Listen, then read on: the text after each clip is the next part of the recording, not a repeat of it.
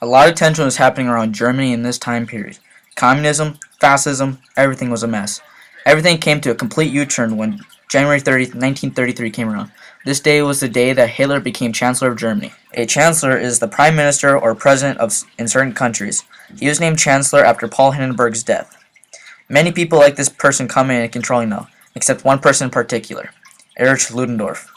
He knew from the beginning that Hitler was going to make this quote-unquote this nation into a conceivable misery. Hitler's plan, embraced by much of the German population, was to make Germany a powerful, unified, one-party state. He began immediately, ordering a rapid expansion of the state police, the Gestapo, literally meaning secret police in German. The head of the Gestapo was Heinrich Müller, who was appointed by Adolf Hitler. In 1934, Hitler sent out the Gestapo and the SS and went out to murder every one of Hitler's enemies. Anyone who was considered to be a political threat was arrested. They could murder them however they wanted. Here's a prime situation in which this occurred. Hitler's a terrible person. He's trying to eliminate the Jewish population. He's trying to make them go into Nazi work camps and cremate them when they die. He's no political leader of mine. Let's eliminate him, gosh darn it.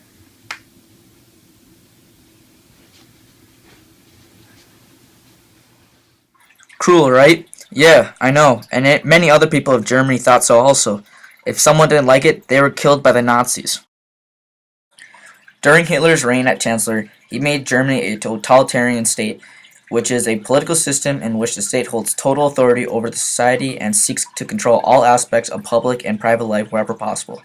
This is what Hitler wanted to do. He wanted to run all aspects of German life. Hitler's political party, the Nazi Party, took control of the German economy. Everything that went through there did not go through Hitler first.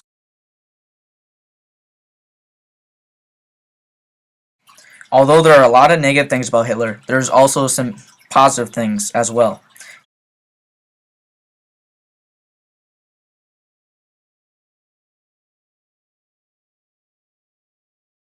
Hitler created many factories and buildings, such as this one right here that I am building.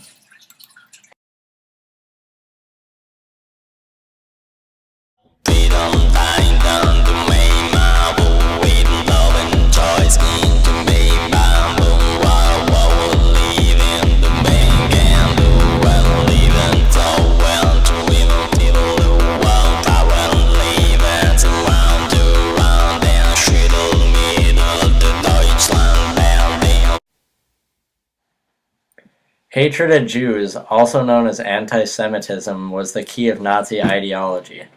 Although less than 1% of the population were Jews, Jews were used as scapegoats for German anger. A lot of laws deprived Jews from most of their human rights. On November 8, 1938, Nazi mobs attacked Jews in their homes, destroying thousands of Jewish-owned buildings. This rampage is called the Kristallnacht. This signaled the real start of eliminating Jews from German life.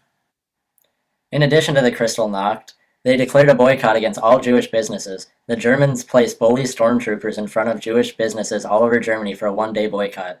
If anyone tried to enter a Jewish business or store, he or she was subject to a beating or re-education camp.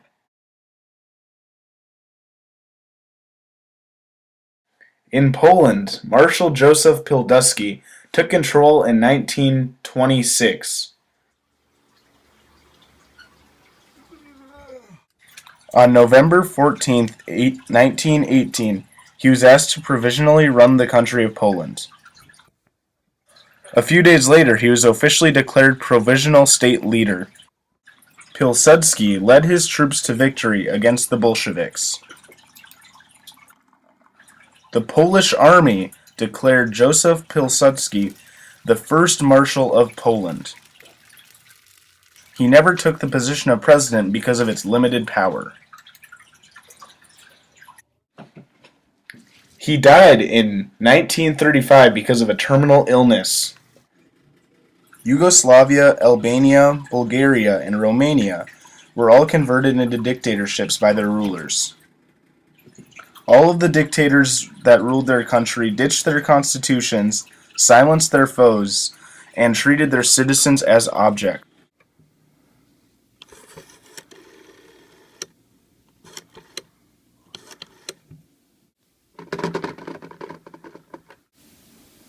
It is time.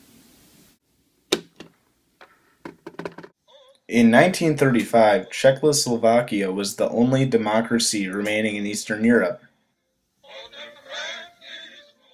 The only countries that continued with their democratic rule were Great Britain, France, and Scandinavian countries because of their long democratic history. Less powerful countries found dictatorship the only way to stay in control of their country.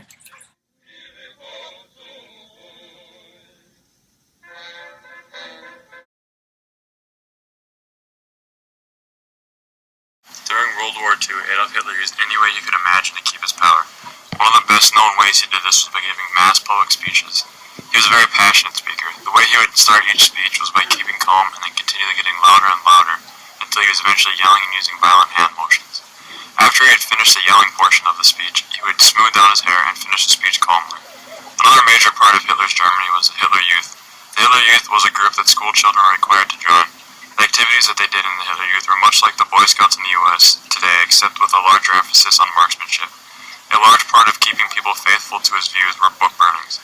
Nazi officials, oftentimes college students, would coordinate giant bonfires where any books that opposed Hitler's viewpoint were burned. Music by Jewish composers were also burned. Hitler used every medium he possibly could. These included the press, literature, film, and art. In propaganda posters, Hitler was oftentimes depicted in a Christ-like manner, much like in this poster. In Nazi Germany, churches were banned from criticizing the government in any way. It is fairly evident that Hitler wanted to control every part of the German citizens'